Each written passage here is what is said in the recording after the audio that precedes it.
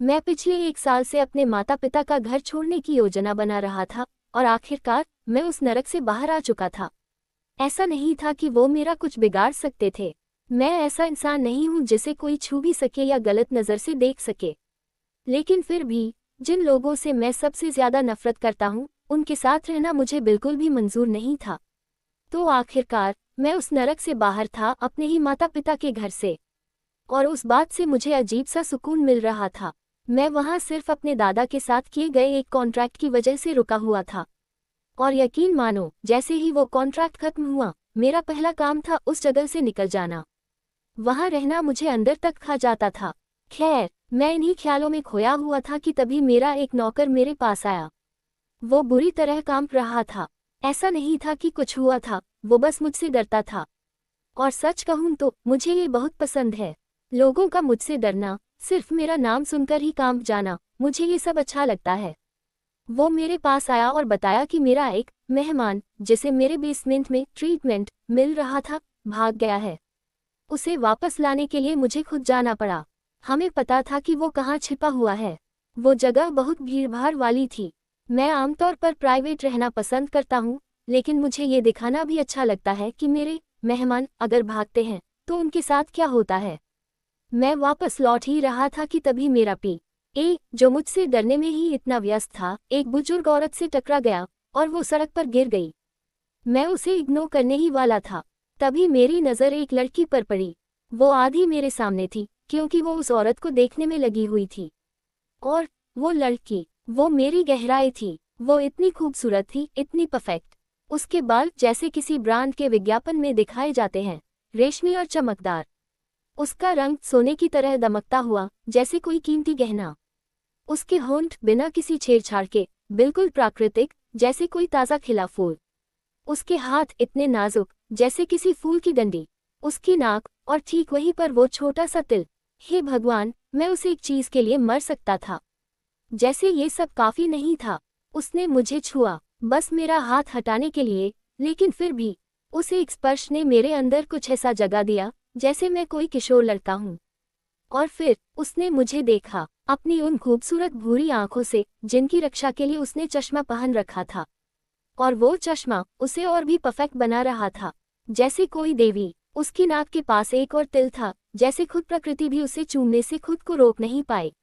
और फिर उसने अपने हाथ सीने पर बांध लिए, और उसी पल मुझे समझ आ गया, ये एक खतरनाक गलती थी। मैं पूरी तरह अपनी ही दुनिया में खो गया था। उसकी एक भी बात मुझे सुनाई नहीं दे रही थी, लेकिन जब उसने मुझे झकझोरा, तब जाकर मैं उसकी आवाज़ सुन पाया। उसकी आवाज़ मीठी, सुकून देने वाली, जादुई। मैं फिर से उसमें खो गया। उसकी कुछ ही बातें समझ आईं, लेकिन इतना समझ गया कि वो मुझसे नाराज़ थी, शायद इसलिए कि मैंने जवाब नहीं दिया, या उसे लगा कि मैंने उस औरत को धक्का दिया। लेकिन कोई फर्क नहीं पड़ता। मैंने बस एक शब्द कहा, सॉरी। उसकी भौहें हैरानी से सिकुड़ गईं, शायद लोगों की रिएक्शन की वजह से। लेकिन फिर वो मुस्कुराई और बोली, ठीक है। उस एक पल में मेरी छाती में एक अजीब सा दर्द हुआ। मैं उसे देखता रहा, जब तक वो पूरी तरह मेरी नज़रों से ओझल नहीं हो गई। और मुझे ये भी एहसास नहीं हुआ कि मैं उसे देखकर पागलों की तरह मुस्कुरा रहा था। जब वो चली गई, मैं फिर से वही बन गया जो मैं हमेशा हूँ। लेकिन इस बार मुझे पता था कि मैं सिर्फ दिखावा कर रहा हूँ। पर वो दिखावा सिर्फ 2 मिनट चला, क्योंकि शैतान कभी फरिश्ता नहीं बन सकता। मुझे उसके बारे में हर एक चीज़ जाननी है, मैंने कहा। और उसी वक्त मैंने अपनी बंदूक निकाली और एक आदमी को मार दिया, जो उसे घूर रहा था। घायम। बाद में मैंने उसके बारे में सब कुछ जान लिया, उसके बालों की एक एक लत से लेकर उसके पैरों के नाखून तक। और अब मुझे समझ आया, मैं इतना क्यों खो गया था उसमें। वो बहुत पहले ही खुद को मेरे नाम कर चुकी है, चाहे उसे इसका एहसास हो या नहीं। कल उसके घर में जागरण है। मुझे किसी ने बुलाया नहीं है, लेकिन मुझे रोक भी कौन सकता है। वो लोग एक सामान्य मिडिल क्लास परिवार है, शायद। मैं हतौजी को जानता हूँ, एक कॉल लेकिन आया, दोस्त के एक रूप नया में या कचरा दुश्मन आया के है, रूप में जिसे ये मैं निपटाना खुद है। नहीं जानता। मैं फिर उसी काम में लग गया, लेकिन वो मेरे दिमाग से कभी गई ही नहीं। जैसे ही मैं उस जगह पहुंचा जहां वो कचरा विजय श्रीवास्तव था, मैं उसे अच्छी तरह जानता था। दुनिया उसे उस इंसान के रूप में जानती है जो मर सकता है लेकिन झूठ नहीं बोल सकता, लेकिन दुनिया बहुत मासूम है। उसके असली चेहरे को जानने के लिए उसकी जुबान सब कुछ जानती है सिवाय सच बोलने के। एक भी शब्द जो वो बोलता है सच नहीं होता, सिर्फ शब्द ही नहीं, उसका एक भी काम साफ नहीं है। मैं ये सब तब से जानता हूँ जब से मैंने उसके साथ काम किया था, लेकिन इससे मुझे कभी फर्क नहीं पड़ा क्योंकि मैं खुद भी कोई साफ इंसान नहीं हूँ और उसने मेरे साथ कभी कुछ गलत नहीं किया। लेकिन शायद उसने मेरी खामोशी को मेरी कमजोरी समझ लिया, इसलिए उसने मेरे साथ खेल खेलने की कोशिश की। उसे ये नहीं पता था कि ये खेल मैंने बनाया है, इसलिए मुझे उसे ये बात अपने तरीके से समझानी पड़ी। और अब मैं यहाँ हूँ उसके बाहर निकले हुए आंखों को अपने हाथों में पकड़े हुए। वो उतनी ही गंदी है जितना उसका चेहरा। मेरे आदमी उसे उसकी ही आंखें खिला रहे थे, तभी अचानक मुझे मेरी प्रिंसेस याद आई, वो जिसे मैं आज फिर से मिला। पहली बार जब मैं उससे मिला था तभी समझ गया था कि वही है, लेकिन मेरे जैसे इंसान के लिए जो हर चीज़ को अपने कंट्रोल में रखना पसंद करता है, ये मानना आसान नहीं था कि कोई मुझ पर भी हावी हो सकता है। इसलिए मैंने अपने ख्यालों को दबाने की कोशिश की, खुद को उससे दूर रखने की पूरी कोशिश की, लेकिन फिर भी वो कभी मेरे दिमाग से गई ही नहीं। मैं उसके सपने देखता था फिर भी खुद को रोकता था, लेकिन आज जब मैं उससे दोबारा मिला तो मैं जानता हूँ कि वो मेरी कमजोरी भी बन सकती है और मेरी ताकत भी, लेकिन किसी का मुझ पर इतना असर होना मेरे लिए सही नहीं है, इसलिए मैं फिर से उसे अपने अंदर दबाने की कोशिश करूँगा। मैं इन्हीं ख्यालों में था तभी मेरा फ़ोन बजा। मैंने फ़ोन उठाया और उसी पल मेरा गुस्सा ऐसे उभरा जैसे किसी ने मेरी पूरी दुनिया छीन ली हो। डर, गुस्सा और हक जताने की भावना मेरे खून में दौड़ने लगी।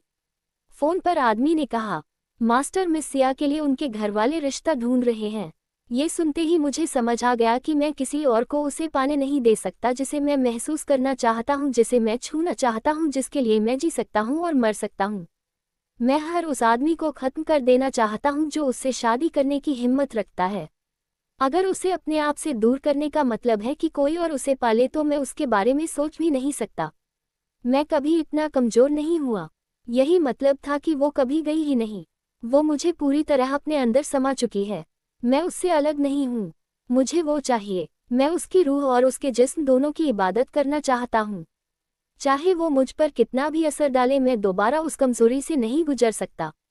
जब मैं अपनी जिंदगी में पहली बार रोया था, जब मैंने खुद को शेरों के साथ एक कमरे में बंद कर लिया था ताकि खुद को भटका सकूं, जब मैं अंदर से मर गया था, मैं ये सब फिर से सह सकता हूँ। लेकिन इस बार मुझे नहीं लगता कि मैं उससे बाहर निकल पाऊंगा। मुझे वो चाहिए दिन में भी और रात में भी। मुझे वो चाहिए उसके अच्छे में भी और बुरे में भी। मुझे वो चाहिए उसके साफ होने में भी और गंदे होने में भी। मुझे वो चाहिए उसकी खुशी में भी और उसके दुख में भी। मुझे उसका प्यार भी चाहिए और उसकी नफरत भी।